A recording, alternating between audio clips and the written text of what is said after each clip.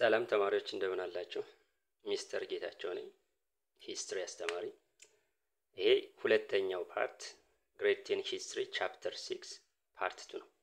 ቻፕተር 6 በባለፈው ፓርት 1ም እንዳየነው ርዕሱ ኢትዮጵያ ኢንተርናል ዴቨሎፕመንትስ ኤንድ ኤክስተርናል ኢንፍሉዌንስስ ፍሮም 1941 አፕ ቱ 1991 የኢትዮጵያ ኢንተርናል ዴቨሎፕመንት ወይም የሀገር ውስጥ ያሉ ቼንጆች ዴቨሎፕመንት ኢኮኖሚክ ፖለቲካል ቼንጆች እና የውጭ ሀገር ኢንፍሉዌንስ ምን ይመስል እንደነበር ነው ዩኒቱ የሚያሳየው። ባለፈው አይተናል። ቀጣዩ ምን ይመስላል የሚለውን አሁን እናያለን ማለት ነው። ከኢንተርናል ዴቨሎፕመንቶች መካከል አንደኛው the 1955 revised constitution። ስለዚህ የ1955ቱ ህገ መንግስት የኢትዮጵያ ሪቫይዝድ የሆነው ህገ መንግስት ምን ይመስላል የሚለውን እናያለን። ለምንድነው ኃይለ ሥላሴ ይሄን ህገ መንግስት ማውጣት ያስፈልጋቸው ካል it is basically to consolidate his power ስልጣናቸውን ለማጠናከር ነው። በ1955ቱ ኮንስቲቱሽን ማለት ነው። ምን ይመስላል ይዘቱ የሚለውን እናያለን። ንጉሠ ነገስቱ ያዩት the imperial sought to provide አንደኛው formal basis for his own effort at centralization የተማከለ አስተዳደር አንድ ወጥ የሆነ አስተዳደር ለመገንባት ነው። ስለዚህ 1955ቱን ኮንስቲቱሽን ፎርማል ቤዝ እንዲይዝ ለማድረግ ነው። ይሄንን ሴንትራላይዜሽን ፖሊሲያቸውን ህጋዊ ቤዝ ለመስጠት ነው። ሁለተኛውስ to attract the loyalty of educated Ethiopians ምሁራን ኢትዮጵያውያኖች አሉ፣ በእነሱ ታማኝነት ተቀባይነት ለማግኘት ነው። ሶስተኛው ምክንያት ደግሞ እና እንደ ዋናም የሚባለው ምንድነው የ1955 ሪቫይዝድ የሆነበት ምክንያት the promulgation of the revised constitution of 1958 was the federation of Eritrea። አንደኛውና ሶስተኛው ምክንያት እና እንደ ትልቅ እንትን የሚባለው የ1931 ኮንስቲቱሽን ኤርትራ የኢትዮጵያ ፓርት ስላልነበረች አያጠቃልላትም። ስለዚህ ኤርትራን ለማጠቃለል ነው ማለት ነው በ1955ቱ። ቀጣዮቹ ምን ይመስላሉ? following the revised constitution of 1955 ኢምፔሪየር ኃይለ ሥላሴ the first strengthen his own absolute power የእሳቸውን አብሶሉት የሆነ ፓወር አጠናክረዋል። በምን አይነት የራሳቸውን አውቶክራቲክ ገቨርንመንት ኢስታብሊሽ አድርገዋል። በህገ መንግስታዊ ቤዝ አድርገው ማለት ነው። ኤግዛምፕል ኃይለ ሥላሴ remain the head of the executive, legislative and the judiciary organs of the government ህግ አውጭም፣ ህግ ተርጓሚም፣ ህግ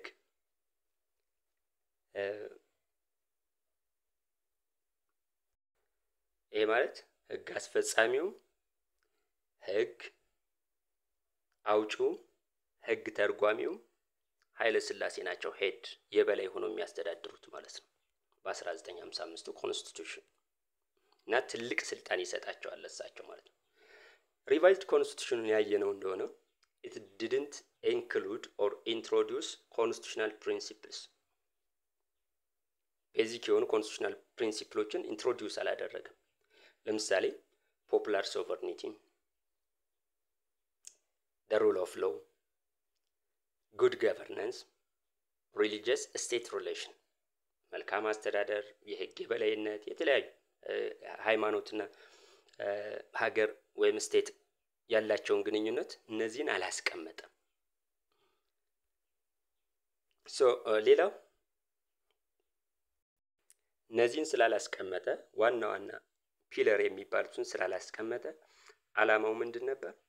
አንድና አንድ to strengthen his own absolute power ወይም የራሳቸውን ስልጣን ለማጠናከርና ህጋዊ ቤዝ ለመስጠት የኢስታብሊሽ ያደረጉት ነው የ1955ቱ ሪቫይዝድ ኮንስቲቱሽን ማለት ነው። ወደሚቀጥለው እንሄዳለን። 6.1.4 agriculture, land tenure and tenancy ሶስቶቹን እናያለን። አግሪካልቸር ምንድን ነበር? land tenure ምንድን ነው? tenancies ምንድን ነው የሚለው ማለት ነው። when you say agriculture is the dominant human activity and backbone of Ethiopian economy የኢትዮጵያ በአብዛኛው ኢኮኖሚዋ አግሪካልቸር ነው ዶሚናንት ባክቦን የኢኮኖሚዋ መሰረት አግሪካልቸር እንደሆነ ይታወቃል። ሶ አግሪካልቸሩ ምን ይመስል ነበር? when you see the majority of the society in the rural area are engaged in mainly subsistence farming ይሄ ማለት ከእጅ ወደ አፍ የሚባል ነው። ወደ ውጭ የሚሸጥ ትርፍ ምርት የላቸውም ማለት ነው። የሚያመርቱት እዛው ሀገር ውስጥ የሚበላ ነው ማለት ነው። ሶ ሌላው agricultural commodities such as coffee and oilseeds formed the bulk of the country's export. mainly ኢትዮጵያ ኤክስፖርት ከምታደርጋቸው እንትን አግሪካልቸራል ኮሞዲቲዎች ናቸው። ከነዚህ መካከል ደግሞ ቡናና የቅባት እህሎች አብዛኛውን የሚይዙት እነሱ ነው ማለት ነው። አብዛኛውን ወይም ኤክስፖርት የምታደርጋቸው ምርቶች እነዚህ ነው ማለት ነው። ቀጣዩስ ምን ይመስላል እናያለን።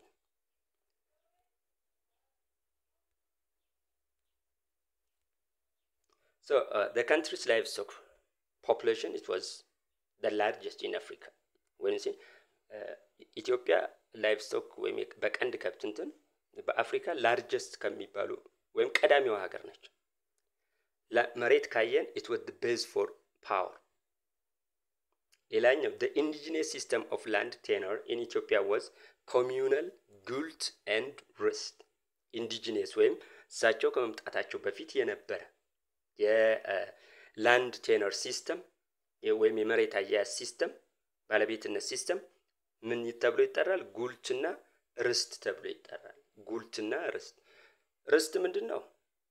the land owned based on lineage system or it is inherited ከቤተሰብ ውርስ ማለት ነው። ለምሳሌ አንድ ቤተሰብ ሲሞት በህይወት ያለው የመውረስ መብት አለው ማለት ነው። ጉልት ደግሞ ስልጣን ነው። ለኦፊሻሎች ጉልት ራይት ተብሎ ይሰጣል። ለኦፊሻሎች በኦፊሻሉ ወይም መሪው ባለ ጉልት ይባላል። ምንድነው ስልጣኑ? እንዲያስተዳድር የሆነ ኤሪያ ተከፍሎ ይሰጣዋል። እዛ አካባቢ ግብር ሰብስቦ ወታደር ቢያስፈልግ ወታደር መልምሎ የአካባቢውን ሰላምና ደህንነት ጠብቆ እንዲያስተዳድር የሚሰጥ ስልጣን ነው። ጉልት ራይት ይባላል። ይሄ ኢንሄሪትድ አይደለም ወይም በቤተሰብ የሚሰጥ አይደለም። ርስት ግን በቤተሰብ ግንኙነት የሚሰጥ የመሬት ባለቤትነት ነው ማለት ነው። አዲሱ የተቋቋመው ላንድ ሜዠርመንት ሲስተም ከጉልትና ከርስት ወጥቶ ቃላድ ይባላል። or land measurement was introduced. new form of land measurement ነው ይሄ። motive behind the land measurement were facilitate taxation. አንደኛው ትልቁ ላንድ ሜዠርመንት ወይም መሬት መለካት የተፈለገበት ምክንያት ሜጀር መደረግ ምክንያቱ ታክሴሽን ወይም የግብር አሰባሰቡን ለማፈጠን ነው። መሬት በሶስት ይከፈላል። መሬቱን በሶስት ከፍለውታል ላንድ ሜጀሩ። አንደኛው ለም ወይም ፈርታይል ማምረት የሚችል የተሻለ ፈርቲሊቲው የተሻለ ማለት ነው። የማምረት አቅሙ የተሻለ ማለት ነው። ሁለተኛው ለም ጠፍ ወይም ሴሚ ፈርታይል ከለሙ ትንሽ ዝቅ ያለ የማምረት ችሎታ ያለው ወይም አቅም ያለው። ጠፍ ደግሞ ማምረት የማይችል መሬት። ስለዚህ ግብርም የሚከፍሉት ባላቸው የመሬት አይነት ነው ማለት ነው። ለሙ ብዙ ይከፍላል ማለት ነው ከለም ጠፉ ወይም ከጠፉ ማለት ነው። ለም ጠፉ ደግሞ ከጠፉ የተሻለ ግብር ይከፍላል ማለት ነው። ይሄ ነው። ቀጣዩን ስናይ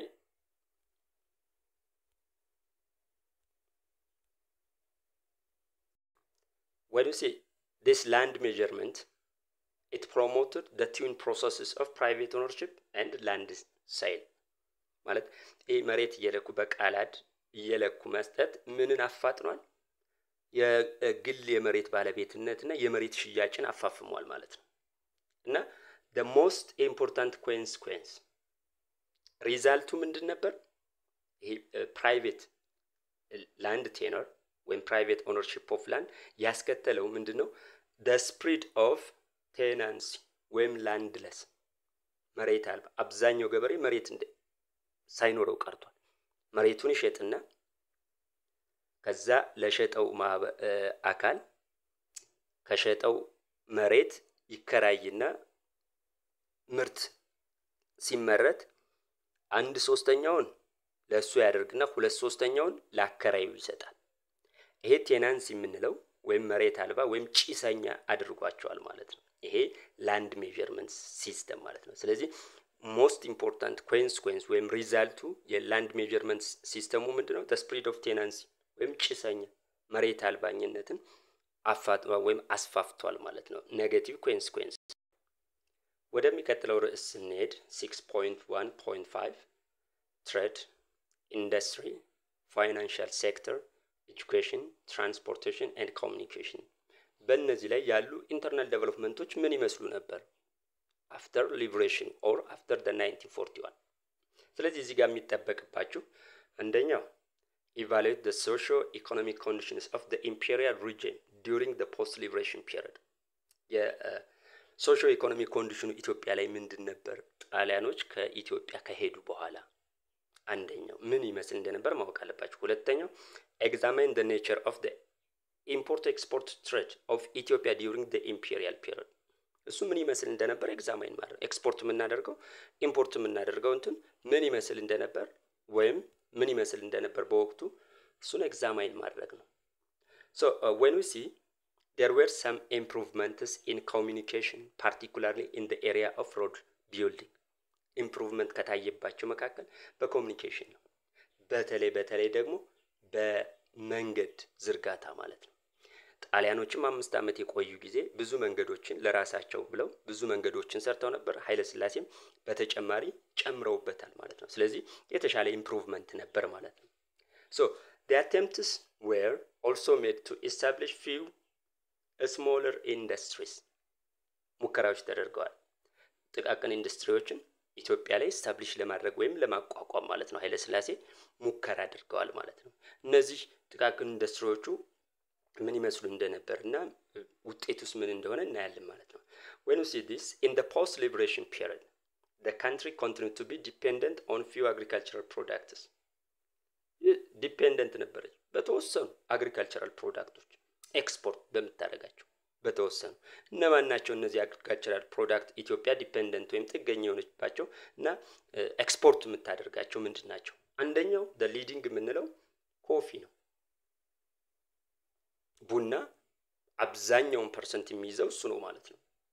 so next to coffee እነዚህ ምርቶች ደግሞ ይወጡ ነበር ማለት ስኪን የእንስሳት ቆዳ ማለት ነው በሁለተኛ ደረጃ ነው። በሶስተኛ ደረጃ ደግሞ ኦይል ሲድስ ወይም የቅባት እህሎችን ኤክስፖርት ታደርጋለች ማለት ነው ኢትዮጵያ። ስለዚህ ዲፔንደንት የሆነችው በአግሪካልቸር ነው ማለት ነው። ኢምፖርቶቹን ካየን regarding import items the post war period was characterized by change from there is a change pre-war importation ከበፊቱ የተቀየረ ነው ኢምፖርት የምታደርገው there is a change በፊት ኢምፖርት የምታደርገው ምንድን ነበር?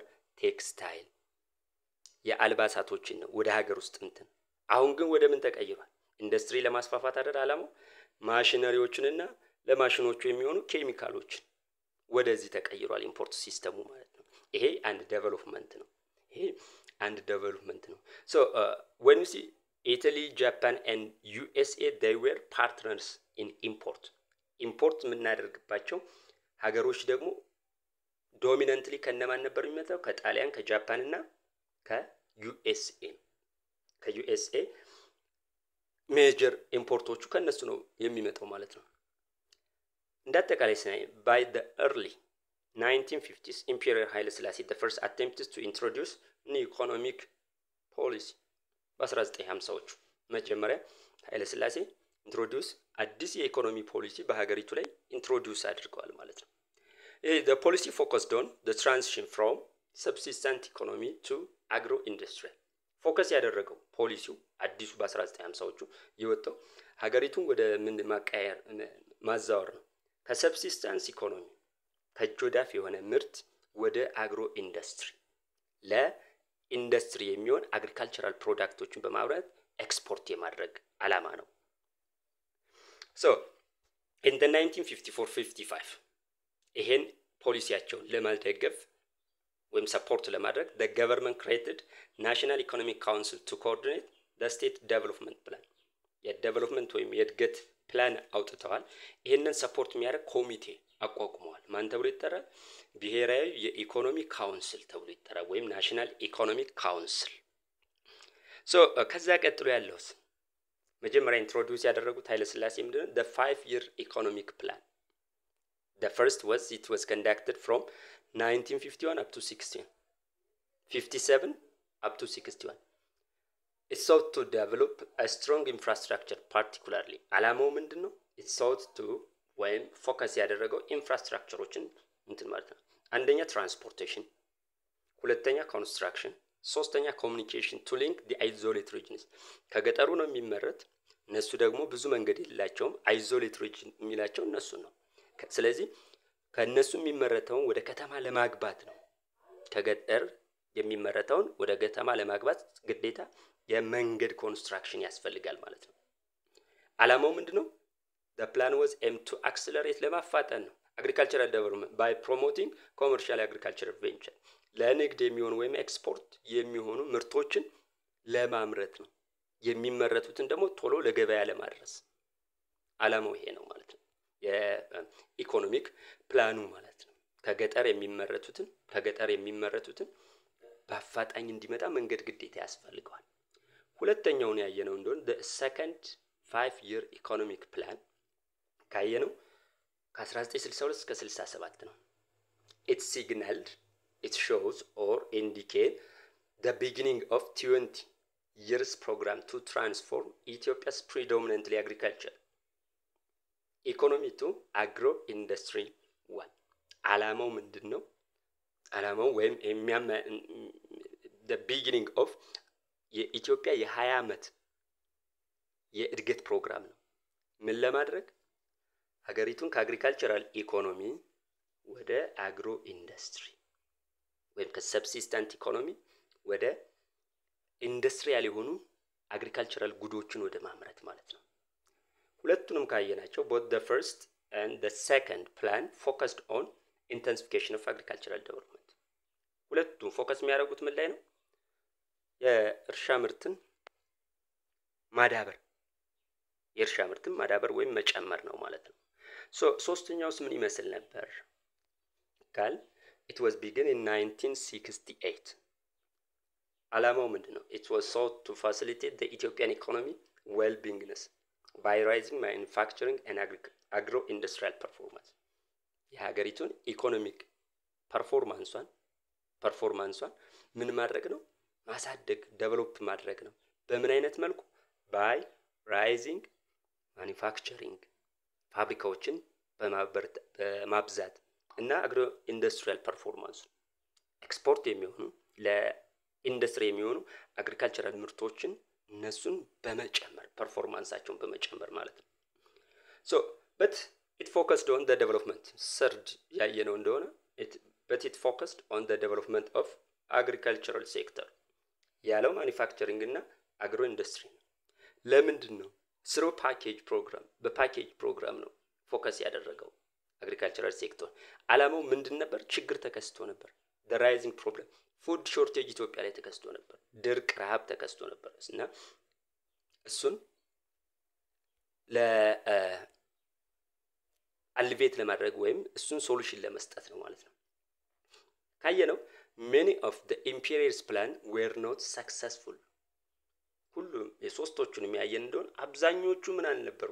ሰክሰስፉል አልነበሩ የኃይለ ሥላሴ ፕላን። ምክንያታቸው ምንድነው? አንደኛው the lack of administrative and technical capability administrative ያስተዳደርም ሆነ የቴክኒካል ካፓቢሊቲ ወይም አቅም ማነስ አንደኛው በኢትዮጵያውያን ማለት ነው።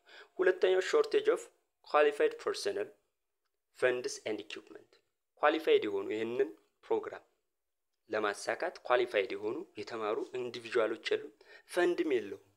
ፈንድም የለውም። ከዛ በተጨማሪ ኢኩዊፕመንቶችም የሉም።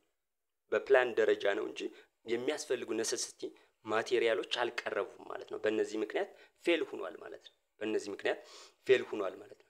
so by the end of the plan ወይም ከኢኮኖሚክ ፕላናቸው መጨረሻ the overall industrial basis of the country remained in weak. ደካማ የሆነ የኢንዱስትሪ ነው። አልተስፋፋም እንደታሰበው አቺቭ አልተደረገም። characterized by rudimentary በቅጡ ያላደጉ ማለት ነው። small scale በአብዛኛው የጨርቃ ጨርቅ፣ የምግብ እንደዚህ አይነት ነገር እና አላደገም ማለት ነው። እነዚህም ኢንዱስትሪያል ፕሌሶች ደግሞ የት ላይ ነው ሎኬት የሆኑት? ትንሽ ከተሞች ላይ ነው። አዲስ አበባ፣ አስመራና ድሬዳዋ ላይ ነው ሎኬት የሆኑት እነዚህ ኢንዱስትሪያል ፋክተሪዎች ማለት ነው። ስሞለር ኢንዱስትሪያል ፋክተሪዎቹ ማለት ነው። ስለዚህ እንደ አጠቃላይ አላደገም፣ ፕሮግራሙም ፌል አድርጓል ማለት ነው። ነገር ግን ኃይለሥላሴ ከሰሯቸው ኢንስቲትዩሽኖች መካከል ዲዩሪንግ ኃይለሥላሴ's regime the Ministry of Public Health was founded in 1947 በ1947 የጤና ሚኒስቴርን አቋቁመዋል። አዝወላስ ሪፈራል ሆስፒታሎችን ማለት ነው። ሪፈራል ሆስፒታሎቹ ጎንደርና አዲስ አበባ ሎኬት የሚገኙ ማለት ነው። የመጀመሪያዎቹ ሪፈራል ሆስፒታሎችን አቋቁመዋል ማለት ነው። ሌላው for the development of education ኃይለሥላሴ the first he also established the Ministry of Education and Finance የትምህርት ሚኒስቴር አሁን ብለን የምንጠራው ማለት ነው። እሱን በ1942 ትምህርትን ለማስፋፋት ኢስታብሊሽ አድርገዋል ማለት ነው። So from the time of liberation up to the early 1950s ካየነው ነፃ ከወጣች ኢትዮጵያ ጣሊያንን ካባረረች በኋላ እስከ 1950ዎቹ ያየነው እንደሆነ የኤጁኬሽን ሲስተሙ it was highly influenced by British የብሪቲሽ ኢራ አይደል የሚባል እስከ 1952 ከ1941 እስከ 1952 የብሪቲሽ ኢራ። ስለዚህ ኤጁኬሽን ሲስተሙ በብሪቲሽ ተጽዕኖ ስር የወደቀ ነበር። ከዛ በኋላ ከ1950 በኋላ the American education system had replaced the British the American era አይደለም 1953 በኋላ በተለይ the American era ብለን ነው የምንጠራው። ስለዚህ የብሪቲሽን ኢንፍሉዌንስ ማን ሰብስቲቲዩት አድርጎታል ወይም ሪፕሌስ አድርጎታል? ዶሚናንት ወይም ኢንፍሉዌንሰር ማን ሆናለች? ዩኤስ አሜሪካ ሆናለች ማለት ነው።